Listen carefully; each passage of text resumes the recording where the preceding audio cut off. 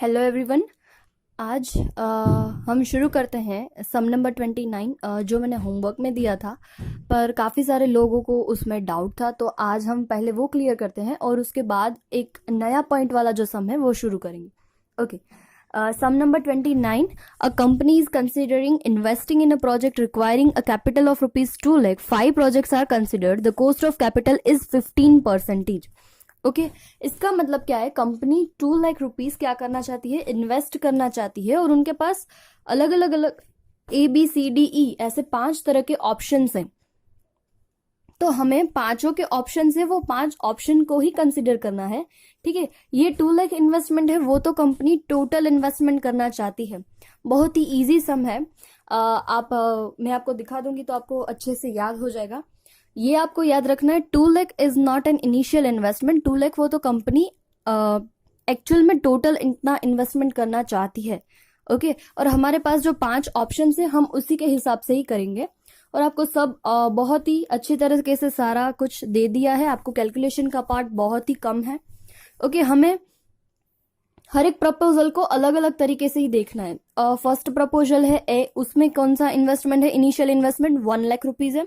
Okay, और उसका annual cash flow 25,000 है। इसमें डायरेक्टली हमें एनुअल कैश फ्लो ही दे दिया गया है, तो हम ना तो डेप्रिसिएशन फाइंड करेंगे, ना ही उसमें से टैक्स माइनस करेंगे और वापस डेप्रिसिएशन ऐड, ऐसा कुछ नहीं करना है। आपको डायरेक्टली कैश फ्लो ही दे दिया है। ठीक है, सो सबसे पहले जो हमारा पहला स्टेप है उसी से हम शुरुआत करेंगे। जैसे फर्स्ट स्टेप हम लिखते हैं इन्वेस्टमेंट। जितना भी इन्वेस्टमेंट उन्होंने बोला है 5 प्रपोजल के हिसाब से हम लिख देंगे। फर्स्ट प्रपोजल है उसमें 1 लाख, सेकेंड में 70, थर्ड में 30, डी है वो फोर्थ में 50,000 और ई 50,000। ऐसे अलग अलग टाइप के 5 प्रपोजल्स हैं। डेप्रिसिएशन मैंने लिखा ही है, no need to count a depreciation because annual cash flow is a directly given. Annual cash flow हमें डायरेक्टली दे दिया है, तो हम डेप्रिसिएशन काउंट नहीं करेंगे। उसके बाद हमारा थर्ड स्टेप होता है cash flow at the end of the project life. उसकी भी कोई जरूरत नहीं है क्योंकि हमारे पास ना तो स्क्रैप वैल्यू है ना तो कोई वर्किंग कैपिटल है, सो थर्ड स्टेप भी नहीं आएगा।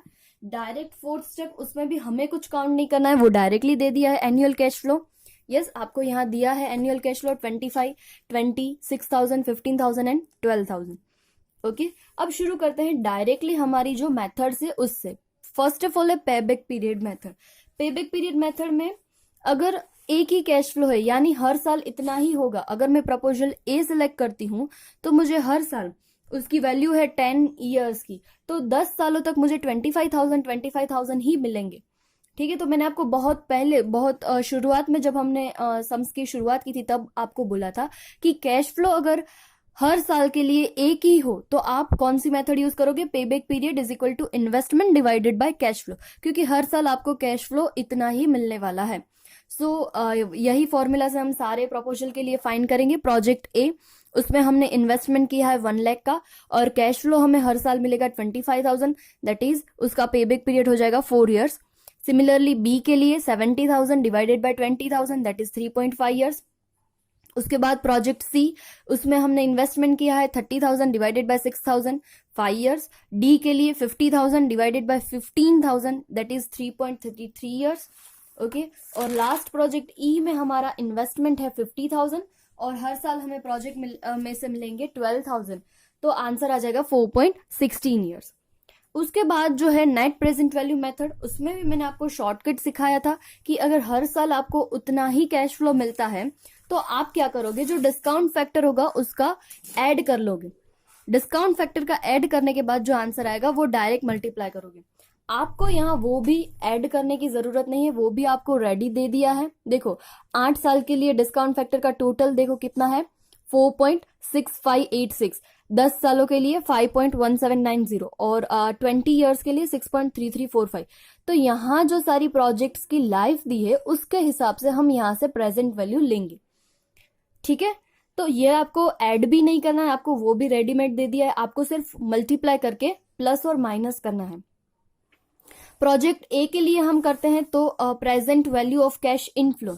कैश इनफ्लो हमारा एनुअल कैश फ्लो है 25,000 और ये प्रोजेक्ट की प्रोजेक्ट लाइफ है 10 ईयर्स। सो 10 ईयर्स के लिए कौन सा रेट दिया है, 5.1790।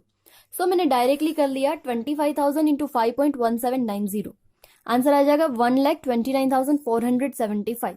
उसमें से कैश आउटफ्लो हम माइनस कर देंगे, कैश आउटफ्लो यानी जितना हमने इन्वेस्टमेंट किया है वो, सो माइनस 1 लाख। सो इसकी एनपीवी हो जाएगी 29,475।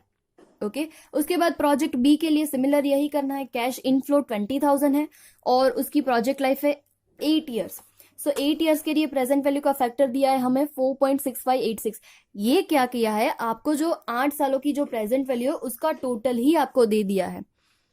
ओके सो टोटल ही दे दिया है, हम यहाँ डायरेक्टली टोटल ही मल्टीप्लाई कर देंगे।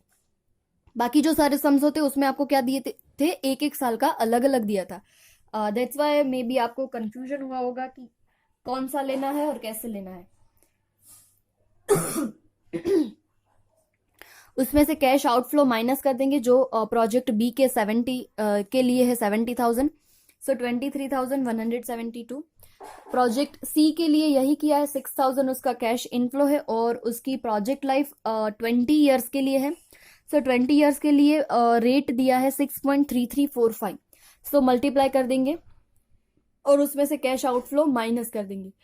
डी और ई के लिए भी मैंने यही किया है, कैश इनफ्लो जो 15,000 है, डी के ईयर्स हैं 10 ईयर्स, तो 10 ईयर्स के लिए जो भी प्रेजेंट वैल्यू का रेट दिया है 5.1790 वही ले लेंगे और कैश आउटफ्लो माइनस कर देंगे।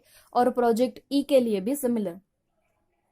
और थर्ड और लास्ट मेथड आपको बोली है प्रॉफिटेबिलिटी इंडेक्स। प्रॉफिटेबिलिटी इंडेक्स का फॉर्मूला क्या है, present value of cash inflow divided by present value of cash outflow. यहां हमने जो माइनस किया है उसको आप क्या कर दोगे, डिवाइड कर दोगे, तो आपको आंसर मिल जाएगा। ओके तो यही आपको करना है। उसके बाद आपको रैंक देने, रैंक यानी कौन सा बेस्ट है। तो यहाँ आंसर में आपको हर मेथड के वाइज ही दिया है, तो हम कर लेते हैं। मैंने आपको पहले भी बोला था पे बैक पीरियड मेथड में क्या होता है, जितना पे बैक पीरियड कम उतना प्रोजेक्ट क्या है जितना अच्छा है, मतलब कि आपने इन्वेस्टमेंट किया है उससे बहुत जल्द समय में आप क्या कर रहे हो, रिकवर कर रहे हो। सो यहाँ 4 years, 3.5 years, 5 years, 3.33 years and 4.16 year. Okay ऐसे सारे ईयर्स है, तो इसमें से सबसे कम किस में है, सो सबसे कम है डी प्रोजेक्ट में, तो हम उसको रैंक देंगे फर्स्ट।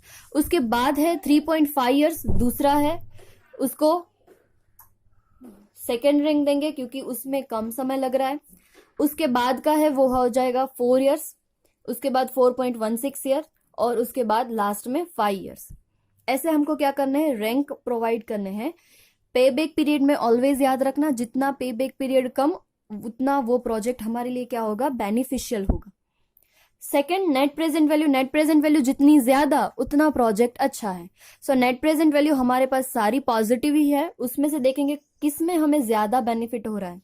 सो जिसकी प्रेजेंट वैल्यू ज्यादा होगी उसको रैंक 1, उसके बाद जितनी कम होती जाएगी उसके हिसाब से हम रैंक देंगे। तो यहाँ रैंक होगा पहला ए, दूसरा डी, फिर ई, फिर बी और लास्ट में सी। और प्रॉफिटेबिलिटी इंडेक्स में भी क्या है, जो सबसे ज्यादा होगा वही हम क्या करेंगे, उसको फर्स्ट रैंक देंगे। तो हमारे पास प्रॉफिटेबिलिटी इंडेक्स है 1.29, 1.33, 1.27, 1.55 एंड 1.52। तो सबसे ज्यादा डी में है, सो डी, उसके बाद ई, फिर बी और ए एंड सी। हमें मेथड के वाइज क्या करना है, उनको रैंक प्रोवाइड करने हैं। यहाँ जो इनिशियल इन्वेस्टमेंट 2 लाख है उसे हमें क्या समझना है, 2 लाख कंपनी को टोटल इन्वेस्टमेंट करना है और उसके लिए अलग अलग हमारे पास क्या है, प्रपोजल्स हैं। ओके जो प्रपोजल करोगे उसका ही आप इनिशियल इन्वेस्टमेंट लोगे। टोटल इन्वेस्टमेंट 2 लाख आप कहीं भी माइनस नहीं करोगे, वो सिर्फ आपको कंफ्यूजन के लिए ही दिया है। ओके सो सम नंबर 29 जो मैंने आपको होमवर्क दिया था। अब नई मेथड का जो सम है, सम नंबर 26। ओके सम नंबर 26 करते हैं।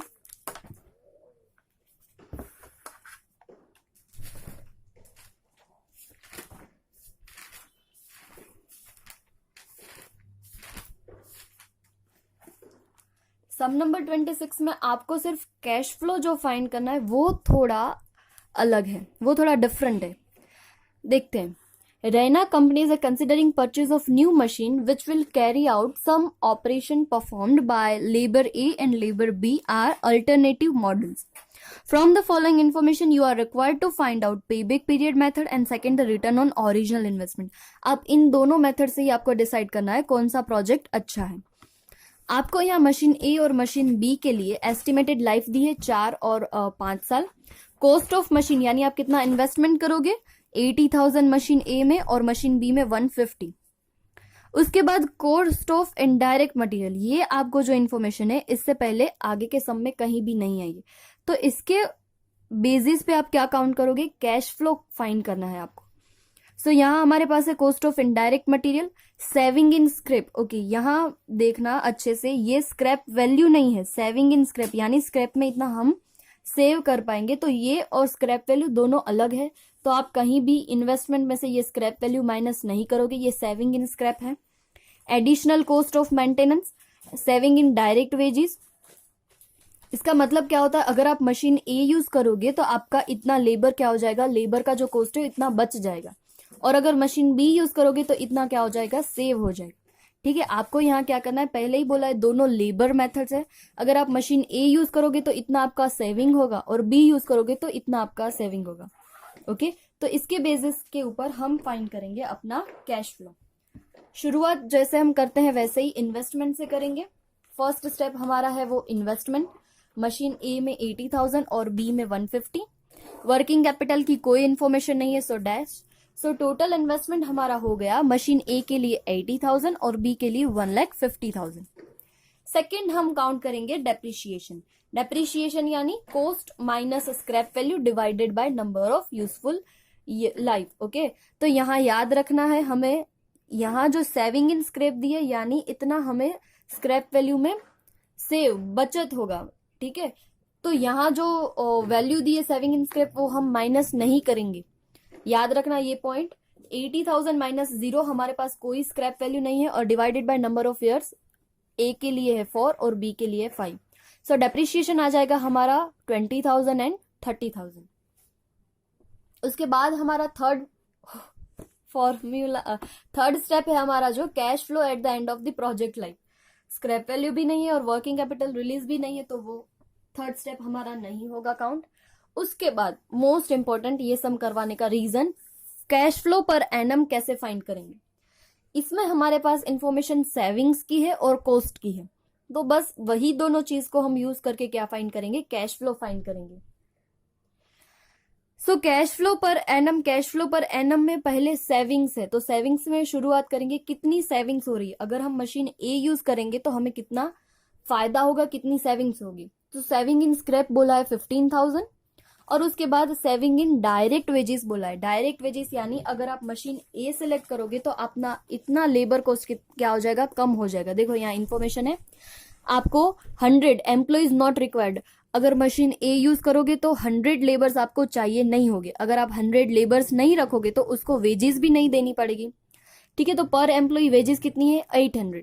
सो 100 इंटू 800 दैट इज 80,000 हमारी क्या हो जाएगी, सेविंग्स हो जाएगी अगर हमने मशीन ए को यूज किया तो. ओके, सो यहाँ डायरेक्ट वेजेस में हमारा कितना सेव होगा, 80,000.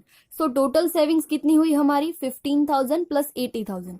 पहले स्क्रैप की और दूसरी है वो वेजेस में, क्योंकि इतने लेबर अब हम यूज नहीं करेंगे. सो आंसर आ जाएगा 95,000 टोटल सेविंग्स. यही काम हम मशीन बी के लिए करेंगे.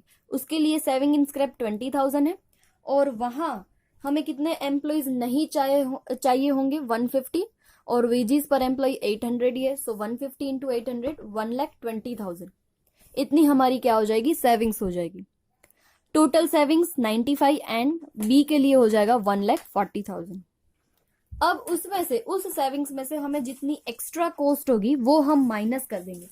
मैंने वर्ड यूज किया एक्स्ट्रा कॉस्ट. ओके, तो मशीन की कॉस्ट है वो तो हमने पहले स्टेप में कंसिडर कर ली है, वो नहीं करेंगे. उसके अलावा जो सारी कॉस्ट है, जैसे यहां दिया है कॉस्ट ऑफ इनडायरेक्ट मटेरियल, और दूसरी कॉस्ट है एडिशनल कॉस्ट ऑफ मेंटेनेंस, तो ये जो दो कॉस्ट है वो हम क्या करेंगे, सेविंग्स में से माइनस कर देंगे, 10,000 एंड 20,000. सो टोटल कॉस्ट हो गई 30,000, और बी के लिए है 12,000 और 25 that is 37,000. So total saving में से हम अपनी टोटल जो कॉस्ट है वो माइनस कर देंगे, तो हमें आंसर मिल जाएगा profit before depreciation and tax. बस यहां से तो अब जैसे हम करते हैं वैसे ही करना है। Profit before depreciation and tax हमें मिल गया है, उसमें से पहले हम डेप्रिसिएशन माइनस करेंगे। ए के लिए 20,000 और बी के लिए 30,000। डेप्रिसिएशन माइनस करने के बाद जो मिलेगा उसे हम बोलेंगे प्रॉफिट बिफोर टैक्स। अब उसमें से हम क्या करेंगे, टैक्स के परसेंटेज माइनस कर देंगे। टैक्स के लिए उन्होंने बोला है 50% है वो टैक्स का है, सो माइनस टैक्स। आंसर आएगा प्रॉफिट आफ्टर टैक्स। और जैसे हम प्रॉफिट आफ्टर टैक्स आता है उसमें डेप्रिसिएशन वापस से ऐड बैक कर देते हैं, सो डेप्रिसिएशन ऐड कर देंगे 20,000 एंड 30,000। सो फाइनल आंसर हमें मिल जाएगा कैश फ्लो का। ओके, सो यहाँ कैश फ्लो फाइंड हम कैसे करेंगे, सेविंग्स माइनस एडिशनल जो कॉस्ट है वो, तो हमें मिल जाएगा कैश फ्लो। अब जो हमारी मेथड है पेबैक पीरियड मेथड वो यूज करेंगे। यहाँ भी हर साल के लिए कैश फ्लो क्या है, सेम टू सेम ही है, तो हम फॉर्मूला यूज करेंगे investment divided by cash flow. मैंने यहाँ आपके लिए लिखा भी है, this formula only used when the cash flow per annum is the same for every year, otherwise not applicable. Okay, हमें पता है बाकी के जो सारे सम्स किए थे कैश फ्लो डिफरेंट थे, उसमें हम क्या करते थे, दूसरी मेथड जो क्यूमुलेटिव कैश फ्लो वाली थी वो कंसिडर करते थे। यहां हम करेंगे investment divided by cash flow. So machine A के लिए इन्वेस्टमेंट 80,000 है और कैश फ्लो है 42,500। सो ईयर्स हो जाएंगे 1.88 ईयर्स। उसके बाद मशीन बी में क्या है, 150 इन्वेस्टमेंट है और कैश फ्लो पर एनम हमें मिल रहा है 66,500, दैट इज 2.26 ईयर्स। ओके, तो मशीन ए और बी में से सबसे ज्यादा मशीन कौन सा हमारे लिए ज्यादा अच्छा रहेगा, ए रहेगा, क्योंकि उसमें पेबैक पीरियड कम है। और दूसरी जो मेथड उन्होंने हमें बोली है रिटर्न ऑन ओरिजिनल इन्वेस्टमेंट। हमें क्या करना है, रिटर्न ऑन ओरिजिनल इन्वेस्टमेंट बहुत ही स्टार्टिंग में ये सारे हमने फॉर्मूला किए थे उसमें ही करना है। Average profit after depreciation and tax divided by original investment into 100। अब यहाँ profit after depreciation and tax ये है ना पीएटी, वो कंसिडर करेंगे। ये कैश फ्लो कंसिडर नहीं करना है, ज्यादातर हम यहाँ मिस्टेक कर देते हैं। हम क्या करते हैं, सारे मेथड में कैश फ्लो आता है तो यही कैश फ्लो यूज कर लेते हैं, पर यहाँ फॉर्मूला में क्या है, profit after depreciation and tax that is PAT, हम ये यूज करेंगे 22,500 एंड 36,500। ओके, हमें क्या फाइंड करना है, एवरेज। तो जब हमारे पास अलग अलग कैश फ्लो होते हैं तो हम क्या करते हैं, सारे कैश फ्लो का एडिशन करते हैं और divided by number of years करते हैं। अब यहाँ तो हर साल के लिए 22,500 ही है। ओके, और यूजफुल लाइफ है उसकी 4 साल, तो पहले हम 22,500 22,500 22,500 ऐसे 4 बार प्लस करेंगे और फिर से डिवाइडेड बाय 4 करेंगे, तो आंसर 22,500 ही रहेगा। तो it's a basic concept, so हम क्या करेंगे, डायरेक्टली 22,500 ही ले लेंगे average profit after depreciation and tax, और डिवाइडेड बाय हमारा जो इन्वेस्टमेंट है original investment 80,000 into 100, so answer मिल जाएगा 28.125। ओके, अगर आपको चेक करना है तो आप कर सकते हैं, 4 बार 22,500 प्लस करोगे और डिवाइडेड बाय 4 करोगे तो आंसर 22,500 ही आएगा। उसके बाद मशीन बी के लिए profit after depreciation and tax कौन सा है, 36,500। गलती से 66,500 मत लेना, 36,500 लेंगे, डिवाइडेड बाय 150 करेंगे, मल्टीप्लाई बाय 100, आंसर आ जाएगा हमारा 24.33%। ओके, अब हमें इन दोनों में से अगर सेलेक्ट करना हो इस मेथड में से, तो हम कौन सा सेलेक्ट करेंगे, मशीन ए, क्योंकि कौन सा average return on original investment है वो मशीन ए का ज्यादा है। सो दोनों मेथड में मशीन ए क्या है, सुपीरियर है, अच्छा है, तो हम मशीन ए सेलेक्ट करेंगे।